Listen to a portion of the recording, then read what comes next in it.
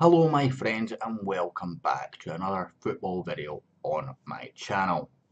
We're at Ibrox, so we know we're going to be discussing Rangers related things. Now this will be the third or fourth video I've done related to the Rangers managerial situation.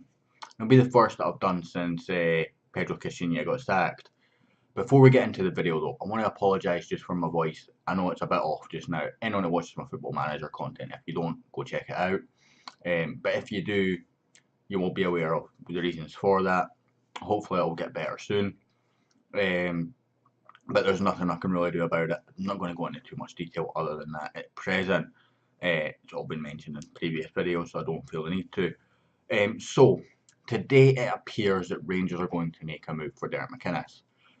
It's been spoken about in the media for about a week now since the first Aberdeen game, or rather before it. It's been the guy that's been linked with the job quite considerably for, well, since Pedro went. But even before that, when Pedro was hired and when Warburton was hired, everyone wanted McInnes. So, is Derek McInnes the right man for the job? Now, before I get to that, the board have really not done great here. The fact that it's taken us till 5 weeks since Pedro Caixinha was sacked to approach a manager, I think is a bit of a shambles. The board will know that themselves. I know that Dave King tried to cover it up in the AGM, saying it takes him 3 months to hire an executive for one of his companies. It's a bit of a difference between that and this, simply because, well, a football club doesn't run without a manager. January is a month away. It's not even that now, it's less than a month away. A new manager needs time to come in, assess the squad properly, who's going out the door, who's coming in. January's a hard time to sell him by as it is. Let's give the manager the best opportunity to do that, and that's not been given.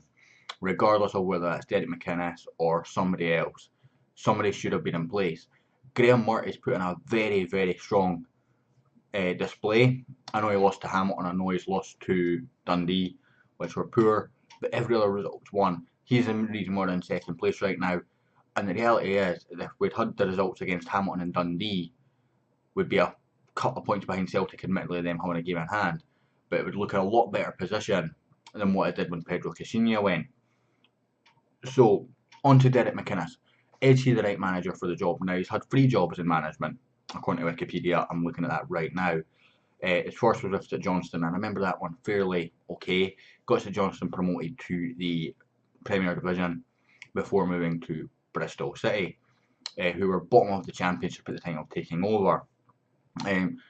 He managed St Johnstone for 177 games, with winning 71 of those, which is a win ratio of about 40.11% according to Wikipedia, which is where I'm getting my information from because I want to give you accurate information.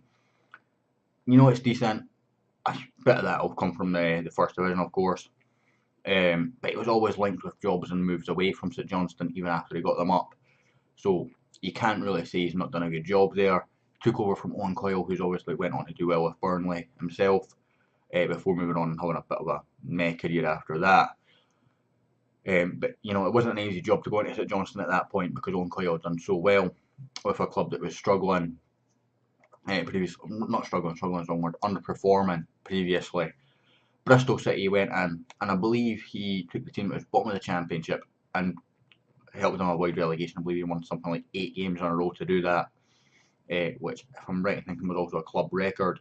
Following season, he got sacked in November after doing the opposite club record and losing the most games in a row, which I think was 7.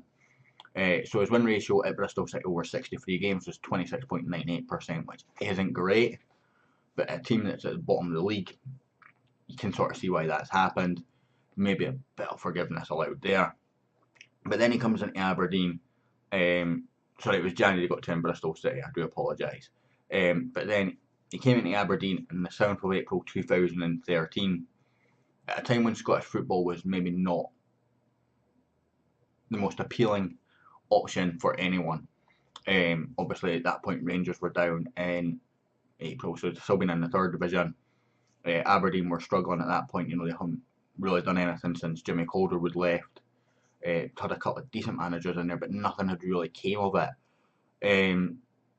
Compared to, particularly as I mentioned, Jimmy Calderwood previously, he'd done really, really well with Aberdeen, and McInnes has came in, and I believe at present he is the most successful Aberdeen manager since Sir Alex Ferguson. Now that's obviously a fairly big accolade to live up to, but he's only had one trophy from memory. Wikipedia has not given me that information, unfortunately. Actually, I'll just scroll down and see if I can get it quickly. So the manager yet one Scottish League Cup, and he's won the first division, so he's not got a whole lot of trophies as a manager. He obviously has won a couple of things with Rangers, a Premier Division and a Scottish Cup. And he's won a couple of lower leagues with Morton and the Challenge Cup with St Johnstone as a player. So he's not a manager that's embroiled in success, but he knows the club. He can maybe get something out of it. Since he came to Aberdeen, despite only winning one trophy, he's got a win percentage of 57.66% over 222 games. That's the last time Wiki was updated anyway. So that's 128 wins. You know, that's a fairly decent win ratio. If he can come in and reinstall some of that thing that meant it was what it was like to be a Rangers manager or a Rangers player, pass on that mentality. It doesn't seem to be there anymore. You know, even 10 years ago, there was players that maybe weren't good enough to play for Rangers, that played for Rangers, but they gave it their all. And there was just, I think Alex Ray said something that there were certain behaviours that was not accepted at Rangers. It seems to be allowed now.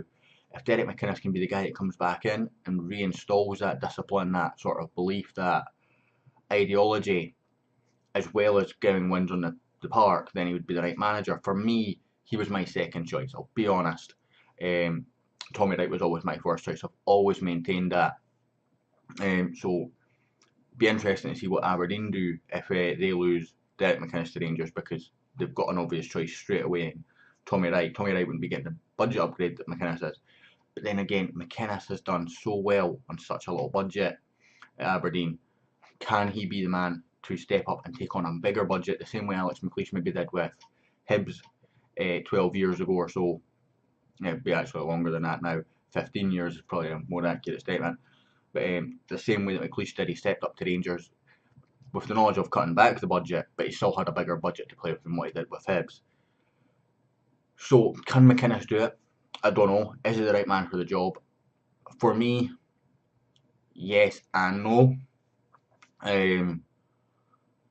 His record speaks for itself. We can't deny that.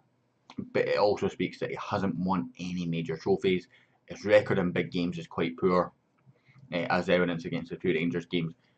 The odds of Rangers winning 6 points out of 6 in those last two games would have been quite high, unless this deal was already done beforehand and it's now getting delayed so that Aberdeen can show a bit of face. I don't know.